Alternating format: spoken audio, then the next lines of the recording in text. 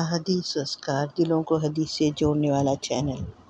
غصہ انسان کی زندگی کو تباہ کر سکتا ہے۔ برسوں کے رشتے پل میں ٹوٹ جاتے ہیں اور بعد میں پشیمانی کے سوا کچھ باقی نہیں رہتا۔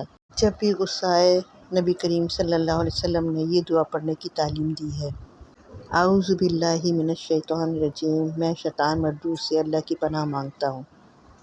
ایک شخص نبی کریم صلی اللہ علیہ وسلم کے سامنے غصے میں تھا۔ آپ صلی اللہ علیہ وسلم نے فرمایا، اگر یہ شخص یہ کلمات پڑھ لے تو اس کا غصہ ختم ہو جائے گا۔ آج سے جب بھی غصہ آئے، جواب دینے سے پہلے یہ دعا ضرور پڑھیں۔ شاید یہی چند الفاظ آپ کو گناہ، پشیمانی اور ٹوٹتے ہوئے رشتوں سے بچا لیں۔ اللہ تعالی ہمیں اپنے غصے پر قابو پانے، سنت پر عمل کرنے کی توفیق عطا فرمائے۔ آمین ثم آمین۔